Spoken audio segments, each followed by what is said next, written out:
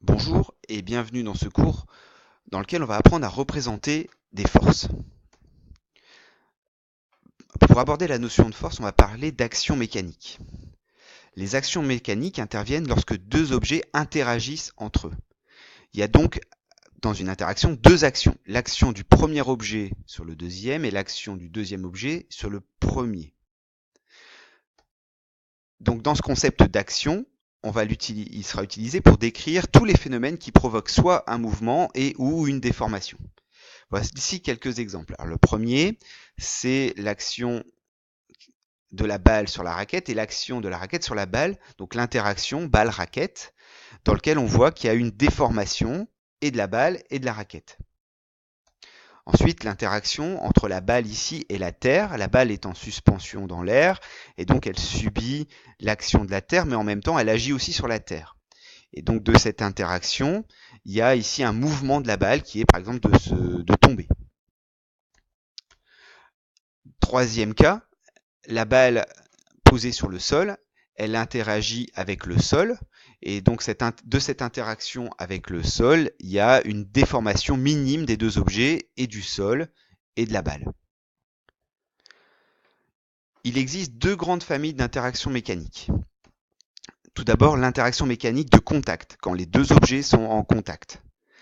Ici, le contact se fait sur une toute petite zone qui est assimilable à un point, et donc on dira alors qu'elle est localisée. La deuxième grande famille, c'est l'interaction mécanique à distance.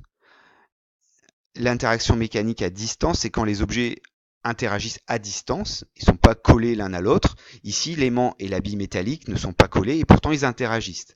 L'interaction ici est répartie sur l'ensemble des objets, d'où le terme de répartie.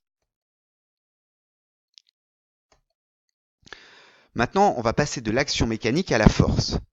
La modélisation de l'action mécanique de contact par la force exercée par le pied sur le ballon. Donc l'action va être représentée par une force. Il faut choisir un point d'application, une droite d'action, et comme on s'intéresse à la force exercée par le pied sur le pied pousse sur le ballon, et donc la force va être dirigée vers le haut. Et on va représenter cette force par un vecteur qui sera la force exercée par le pied sur le ballon. Dans la deuxième situation, on va modéliser l'action mécanique à distance par une force exercée par l'aimant sur la bille. C'est l'aimant qui agit, c'est la bille qui subit. Donc celui qui subit, c'est de là que va partir la force, et donc le point d'application sera sur la bille. La droite d'action, c'est la droite qui sera dans l'axe de l'aimant et de la bille, et la bille sera attirée par l'aimant, elle va aller vers la gauche, et donc la force va vers la gauche, d'où la représentation de la force exercée par l'aimant sur la bille par ce vecteur.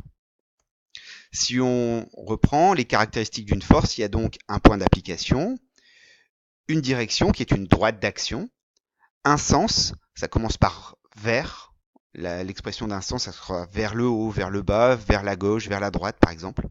Et puis enfin une valeur, retenons bien que les forces s'expriment en newton.